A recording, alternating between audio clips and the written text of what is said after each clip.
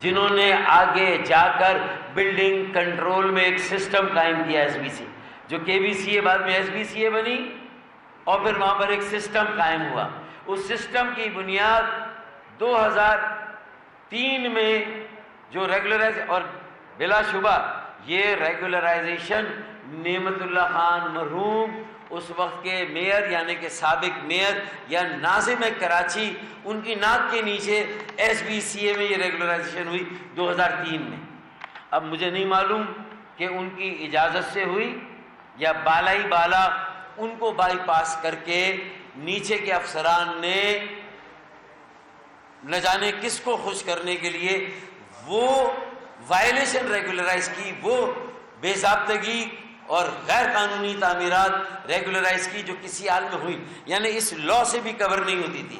یہ جو Sindh regulation and control ordinance 2002، 1 سال کی میعاد، ہاں اس میں پرمیسیبل لمٹ میں آپ کر سکتے ہیں، لیکن پارکنگ کی جگہ پر 178 دکانوں کا بننا جو کہ بیسمنٹ میں تھی، بیسمنٹ میں پارکنگ تھی اور بیسمنٹ میں 178 دکانیں بنی. اب واضح رہے کہ نعمت اللہ خان مرحوم ناظم ہے کراچی کے، اور اس وقت کا جو بلدیاتی قانون تھا 2001 کا غالباً یا 2000 کا، اس کے تحت building control Karachi building control authority elected منتخب میئر یا ناظم کے انڈر میں ہوتی تھی.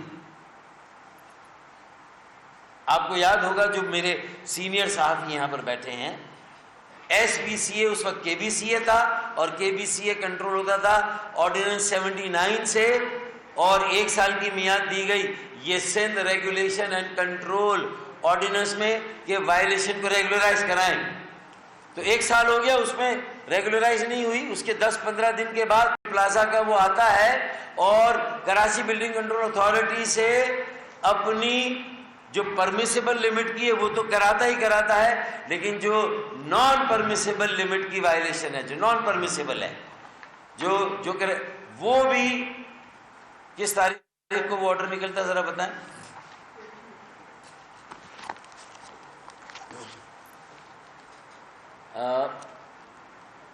14/4/2013 یہ اپروول ہے، 2003 سوری، یہ ہے جو ایمنسٹی کے بعد اپروول دی گئی.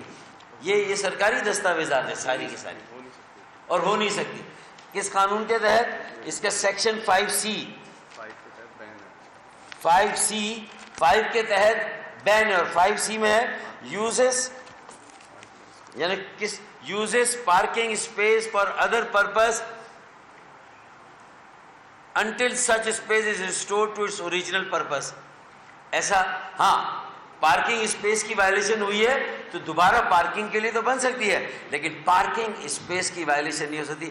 بیسمنٹ میں 178 دکانوں کا ریگولرائز ہونا سن 2003 میں کہوں کہ یہ جماعت اسلامی خاموش کیوں ہے؟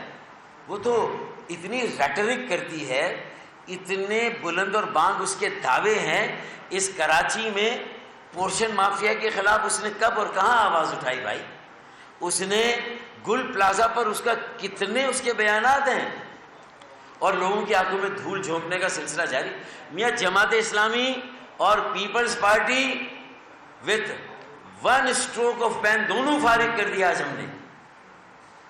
پیپلز پارٹی اس لیے کہ آگے جا کر 2003 کی یہ وائلیشن جہاں بیسمنٹ میں اور پارکنگ کی جگہ پر 178 دکانیں بن گئی، ریگولرائز ہو گئی 14 اپریل 2003. جو ایمنسٹی کا قانون ہے جس میں پارکنگ اسپیس بیسمنٹ ریگولرائز نہیں ہو سکتی، 178 دکانوں کو ریگولرائز کیا گیا. وہ بھی ایمنسٹی لا جو تھا Sindh regulation and control ordinance 2002، اس کے 1 سال کی میعاد پوری ہونے کے بعد flagrant blatant gross violation of the law of the land, یعنی جو قوانین تھے بے ضابطگی کی انتہا کر دی گئی اور یہ ریگولرائز کر دی گئی 14 اپریل 2003. اب جب اینٹی کرپشن اور جو بدعنوانی ازداد بدعنوانی کے ادارے ہیں، جب ان کے نوٹس میں یہ باتیں آئیں تو انہوں نے 2003 سے انکوائری شروع کی، اور 2005 میں اینٹی کرپشن اسٹیبلشمنٹ نے کیس نمبر 56 2005 کے نام سے ایک ایف آئی آر اور اس کے تحت 6 چالان کورٹ میں جمع کرائے.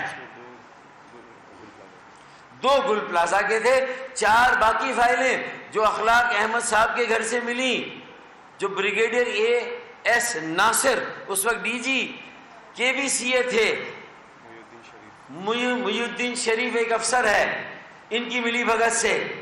اور جو گل پلازا میں جو چالان جمع ہوئے اس میں پاکستان پیپلز پارٹی کے ایک سب سے فیوریٹ اور عزیز ترین افسر منظور قادر، ان کا نام بھی اس ایف آئی آر میں بھی شامل ہے.